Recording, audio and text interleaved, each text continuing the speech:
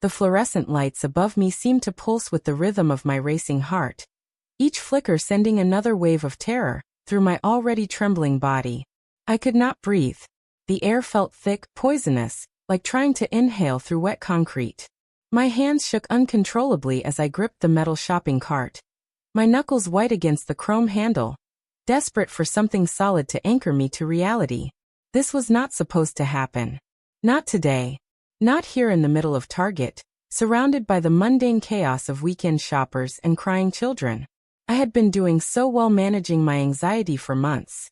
The therapy sessions, the breathing exercises, the carefully crafted routines that kept the monsters in my mind at bay.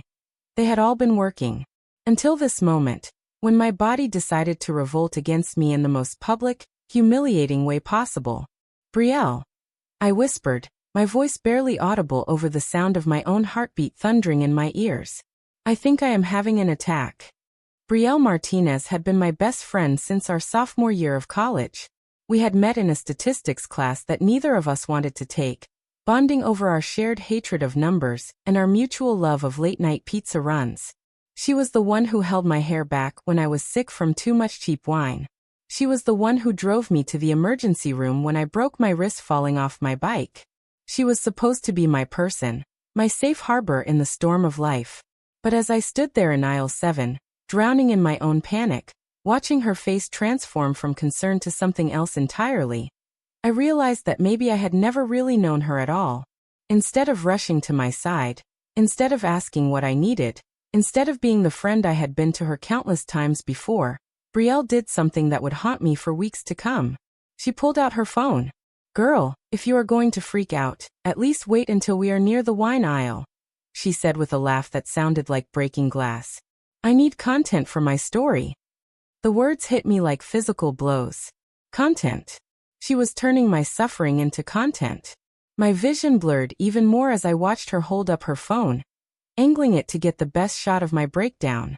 The panic attack that had already stolen my breath now stole my voice, leaving me unable to protest, unable to beg her to stop, unable to do anything but crouch down between the shelves of laundry detergent and fabric softener. As my world collapsed around me, I could see other shoppers starting to notice. A mother quickly ushered her young children past our aisle.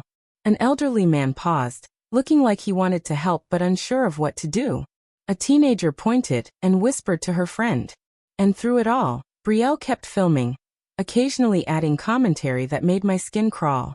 "This is just how she gets when she wants attention," I heard her say to someone who had stopped to ask if I was okay. "She will be fine in a minute. She just likes to be dramatic." Dramatic. The word echoed in my mind as I struggled to remember the breathing techniques my therapist had taught me. For counts in, hold for 4, out for 4.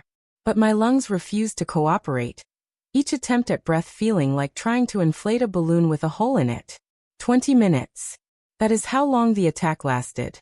20 minutes of pure, unadulterated terror, while my best friend treated me like a circus act. When I finally managed to stand up, my legs still shaking and my shirt soaked with sweat, Brielle was already editing her footage. "Come on," she said without looking up from her phone screen. "Let me finish this real quick, and then we can grab lunch. I am thinking about that new sushi place." I stared at her in disbelief. She was talking about lunch as if nothing had happened. As if she had not just documented one of the most vulnerable moments of my life for her entertainment. As if my suffering was just a minor inconvenience in her day. "I need to go home," I managed to say, my voice hoarse from hyperventilating. "Really? But we still need to get those throw pillows for your apartment. And I wanted to check out the new makeup section." "Brielle, I need to go home. Now." Something in my tone must have finally registered because she looked up from her phone for the first time since the attack had ended. But instead of concern or apology, I saw annoyance flicker across her features. "Fine, whatever. But you are buying me Starbucks to make up for cutting our shopping trip short." The drive home was silent except for the sound of Brielle typing on her phone. I knew what she was doing. I could see her in my peripheral vision, adding filters and captions to the video she had taken of me. Part of me wanted to grab the phone and delete everything, but I was still too shaken, too exhausted from the attack to do anything but focus on getting home safely. That evening, As I sat in my apartment still trying to process what had happened, my phone began buzzing with notifications. Instagram, TikTok, Twitter, they all lit up simultaneously. My stomach dropped as I opened the first one. There I was, crouched on the floor of Target, gasping for air like a fish out of water. But I looked nothing like myself. Brielle had added a filter that made my skin look gray and my eyes sunken. She had slowed down parts of the video to make my movements look even more erratic. And the caption made my blood run cold. When your friend wants attention at Target. Some people will do anything for sympathy these days. #drama queen, #attention seeker, #fake, #mental health. The comments were even worse. Hundreds of people laughing at my pain, calling me pathetic, saying I was clearly faking it for attention. Someone had made a meme out of a screenshot of my face mid-panic attack. Another person had created a remix of the audio, turning my desperate gasps for air into a beat. I called Brielle immediately, my hands shaking as I dialed her number. "Hey, what's up?" she answered, sounding genuinely cheerful. "Brielle, you need to take that video down. Right now." "What video?" "Oh, the Target thing? Why? It is actually doing really well. I have gotten like 3,000 views already." "Because it is me having a panic attack. You filmed me during one of the worst moments of my life and posted it online for strangers to mock." "Oh my God, you are being so dramatic. It is not that serious. Mental health content is really popular right now. You should be thanking me for helping raise awareness." I could not believe what I was hearing. She was trying to frame her cruelty as activism, her betrayal as a favor to me. Raising awareness? Brielle, you made me look like a zombie and called me an attention seeker. How is that raising awareness? Look, I am sorry if your feelings got hurt, but you are overreacting. It is just social media. No one is going to remember this in a week. But she was wrong. So very, very wrong. The video continued to spread throughout the night. By morning, it had been shared across multiple platforms, each repost adding new layers of mockery and cruelty. I found compilations on YouTube titled, "Dramatic Friends Having Breakdowns," that featured my panic attack alongside other people's worst moments. I found reaction videos where influencers paused on my face and made jokes about my appearance. I found comment threads dissecting everything from my outfit to my breathing technique, with armchair psychologists declaring that I was clearly faking. But the worst part was not the strangers laughing at me. The worst part was watching Brielle lean into the attention. She posted follow-up videos, including one where she ranked her friends by how dramatic they were, with me taking the top spot. She went live on Instagram to answer questions about dealing with attention-seeking friends. She even created a series called Friend or Fake, where she analyzed other people's dramatic moments. Her follower count exploded. Brands started reaching out. Within a week of posting my panic attack, she had signed her first major sponsorship deal with a makeup company. She was making money off my trauma, building her career on the foundation of my humiliation. I could not eat. I could not sleep.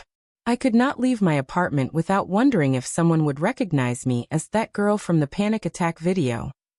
My anxiety, which had been manageable for months, spiraled completely out of control. I had 3 more panic attacks in the days following the video, each one triggered by the memory of Brielle's laughter echoing in that Target aisle.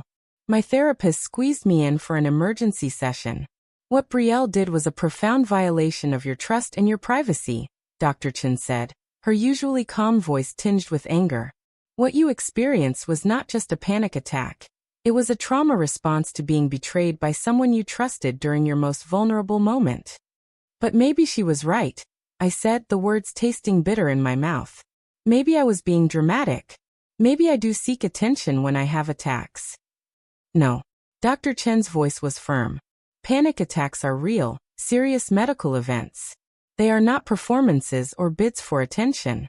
What happened to you in that store was your nervous system responding to a perceived threat. Brielle's response was to exploit that vulnerability for her own gain. That says nothing about you and everything about her. Dr. Chen helped me understand that what I was feeling was not just hurt or embarrassment. It was grief. I was grieving the friendship I thought I had, the person I thought Brielle was, the safety I thought existed in our relationship. She helped me see that blocking Brielle was not just acceptable, but necessary for my mental health. But she also helped me realize something else. Something that would change everything. You mentioned that you work in digital marketing, Dr. Chen said during our second emergency session. How does it feel to watch someone profit from your pain using the same tools and platforms you understand professionally? That question unlocked something inside me. Yes, I was hurt. Yes, I was traumatized. But I was also angry. And I had skills that Brielle had forgotten about in her rush to go viral. I worked for a digital marketing agency that specialized in influencer partnerships and brand management. I knew how the algorithm worked. I knew what made content spread and what made it disappear. I knew how to research engagement patterns and identify fake followers.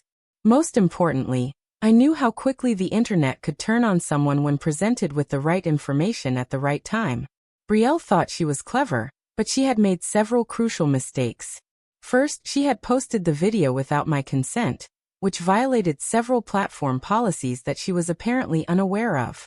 Second, she had built her sudden success on mocking mental health struggles, which put her at odds with the very brands that were now sponsoring her, most of whom had public commitments to mental health awareness. Third, and most importantly, she had chosen to humiliate someone who understood her industry better than she did. I spent a week researching, planning, and preparing. I reached out to my therapist and asked for documentation of my panic disorder diagnosis. I visited my primary care physician and got copies of my medical records from the night of the attack, when I had gone to the emergency room because the panic had triggered such severe chest pain that I thought I was having a heart attack. I screenshot every cruel comment on Brielle's video, every time she had shared or referenced it, every brand partnership announcement she had made since it went viral. But most importantly, I went through Brielle's entire social media history. What I found was a gold mine of hypocrisy. Over the past 2 years, Brielle had posted extensively about mental health awareness. She had shared infographics about anxiety and depression. She had written captions about the importance of supporting friends through mental health struggles. She had even posted a tribute to her cousin who had died by suicide, promising to always be an advocate for those who are suffering in silence. The contrast between her public persona as a mental health advocate and her private cruelty toward me was staggering. But I knew that contrast alone would not be enough. I needed to be strategic, precise, and completely unassailable in my approach.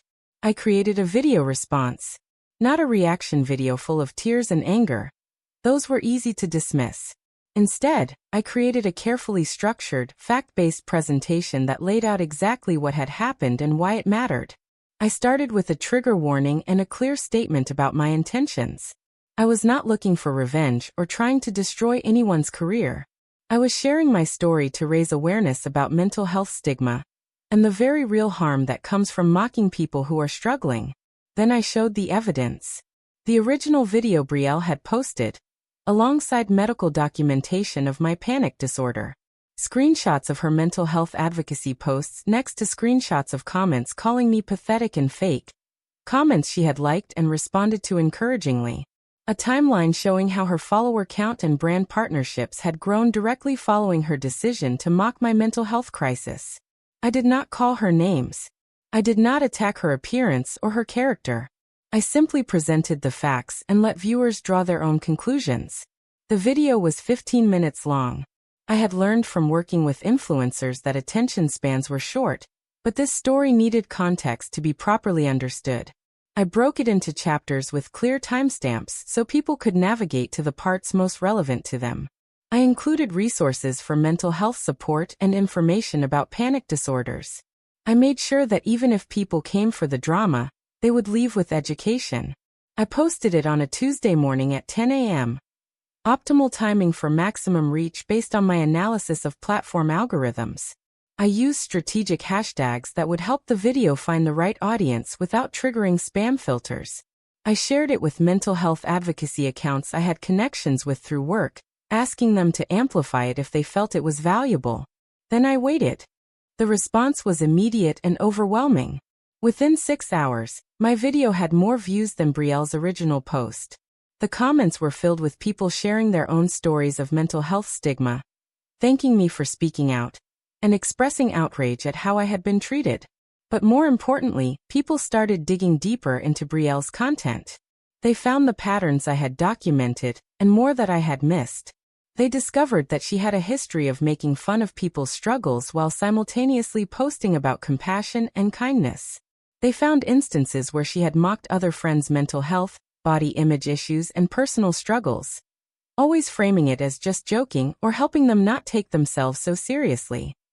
The hashtag by Brielle started trending organically. I had nothing to do with its creation. It emerged from viewers who were disgusted by the hypocrisy they had discovered.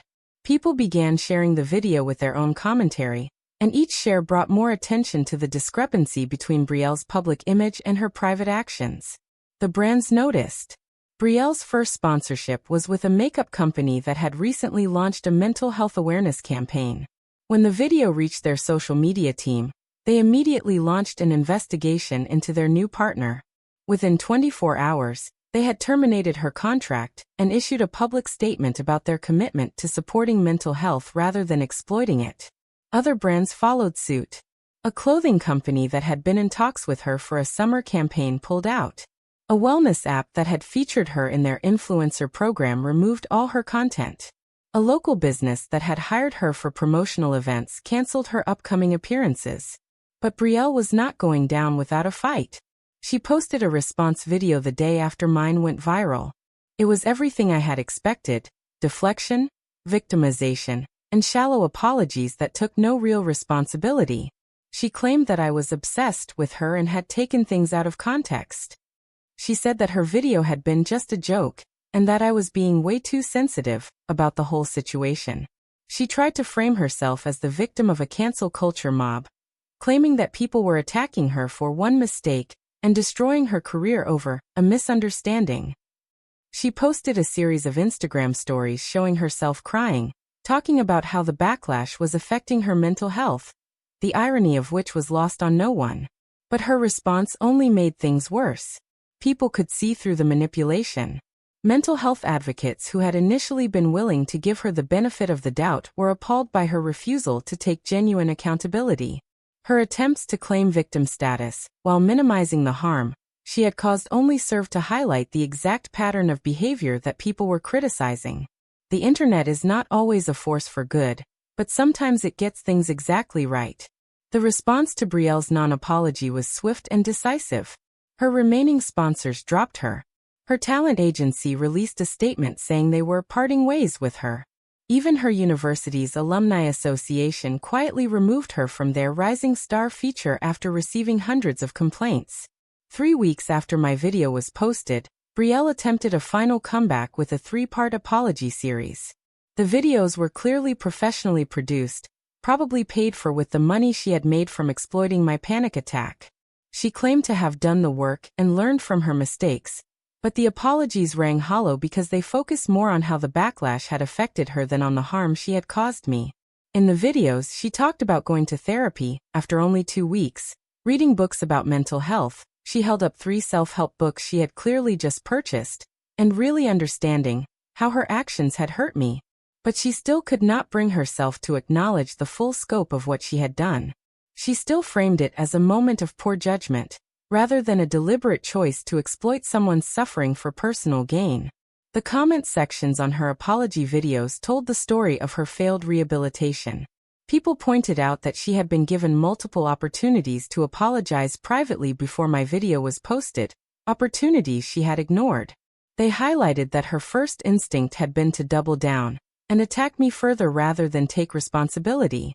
They noted that her sudden interest in mental health education had conveniently coincided with losing her sponsorships, rather than preceding her harmful behavior. But the most damning responses came from other people who knew her personally. Former friends, college classmates, and even family members began sharing their own stories of Brielle's pattern of cruelty disguised as humor. People talked about how she had mocked their weight, their relationships, their career struggles, and their family problems, always with the same defense that it was just a joke, and they were being too sensitive. A picture emerged of someone who had built her entire social media presence on a foundation of false compassion, while privately mocking the very people she claimed to support. The mental health advocacy posts were not expressions of genuine care, but rather calculated attempts to build a brand around trending topics. The inspirational quotes about kindness and empathy were not reflections of her values, but simply content designed to generate engagement. 6 months later, Brielle's social media presence had essentially collapsed. Her follower count had dropped by 80%. Her engagement rates were so low that the algorithm barely showed her content to anyone. She had been forced to take a job at a local retail store. Ironic, considering where this whole situation had started. But this story is not really about Brielle's downfall. It is about something much more important than one person's failed attempt at internet fame.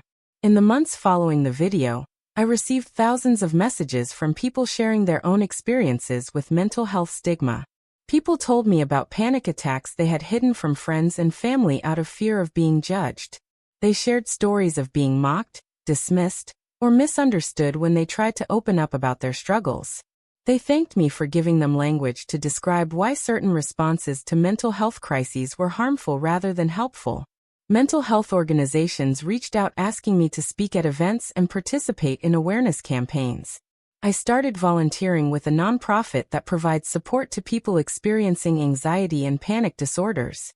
I used my digital marketing skills to help them create content that actually raised awareness rather than exploiting people's suffering. Most importantly, I learned to trust my own perceptions about the people in my life. Brielle's betrayal had made me question everything. My judgment, my worth, my right to expect basic decency from the people closest to me.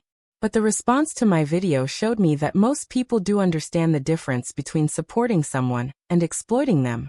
Most people do recognize cruelty when they see it, even when it is disguised as humor or content creation. The panic attacks did not disappear overnight. Recovery from anxiety is not a straight line, and the trauma of being betrayed during a vulnerable moment added new layers of complexity to my healing process. But I was no longer carrying the additional burden of wondering if my pain was valid, or if I was being too dramatic about being hurt by someone's cruelty. Dr. Chin helped me understand that what I had experienced with Brielle was a form of emotional abuse, the systematic minimization and exploitation of my struggles for her benefit. Recognizing it as abuse rather than just a bad friendship helped me stop blaming myself for what had happened and start focusing on protecting myself from similar dynamics in the future. I also learned about the broader context of mental health stigma and why my story had resonated with so many people. We live in a culture that often treats mental health struggles as entertainment. People's worst moments become viral content.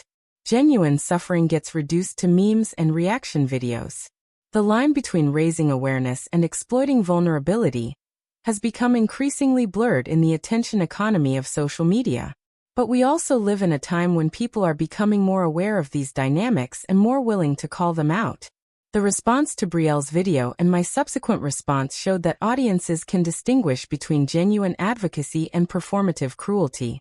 People are hungry for authentic conversations about mental health rather than surface-level content that treats serious issues as trending topics.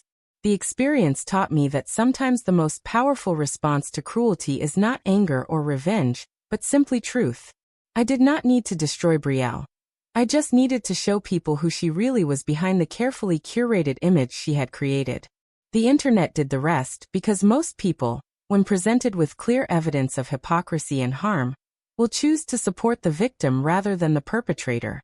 A year later, I ran into Brielle at a coffee shop near our old college campus. She looked smaller somehow, worn down by the consequences of her choices. For a moment, I felt a flash of the old sympathy I used to have for her, the instinct to minimize my own pain to make her feel better. But then I remembered the sound of her laughter in that Target aisle.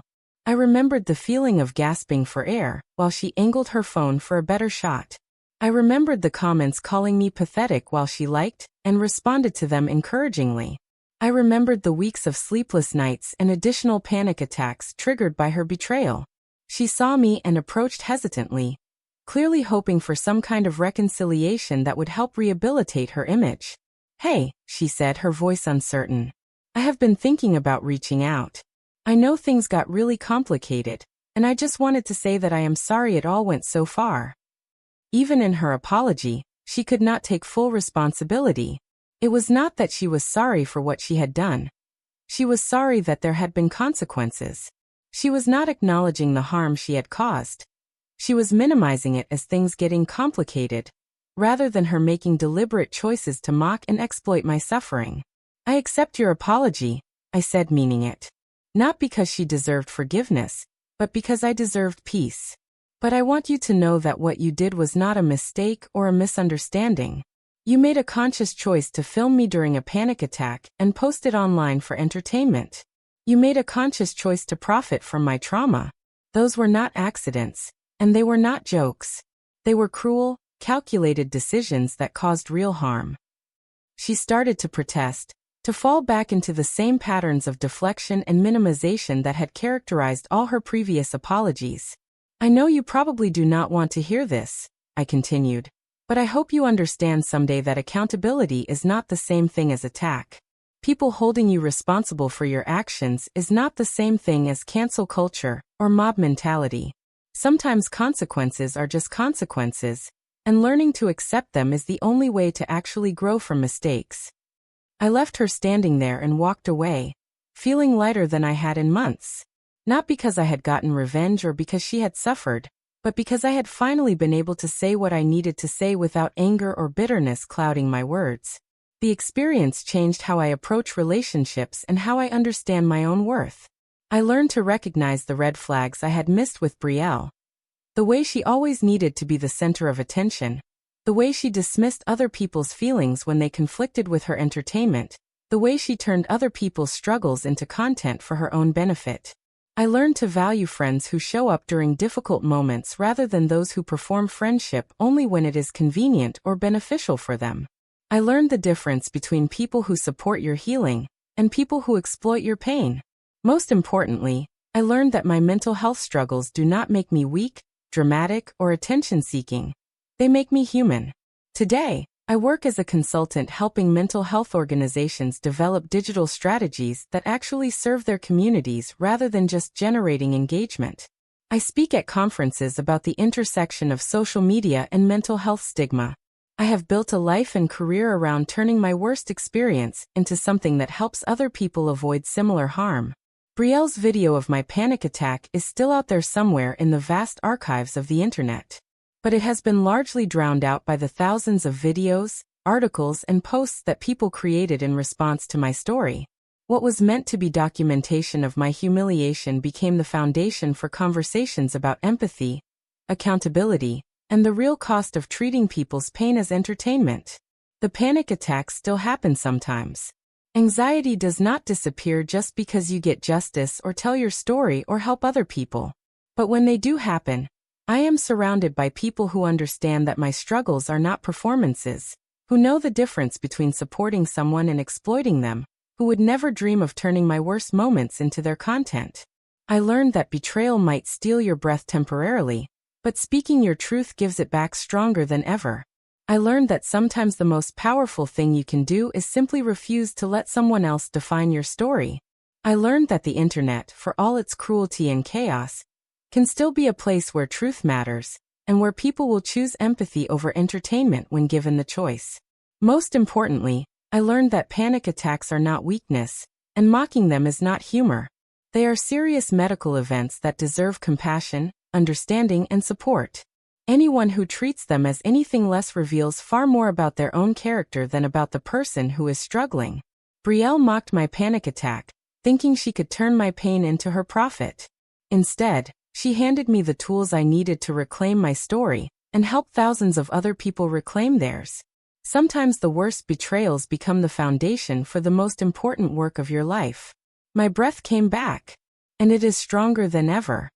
If this story resonated with you, please consider subscribing to our channel for more powerful narratives about overcoming adversity, standing up for yourself, and turning your pain into purpose. Your support helps us continue sharing stories that matter and creating content that makes a real difference in people's lives. Hit that subscribe button and join our community of survivors, fighters, and advocates who believe that every story deserves to be heard.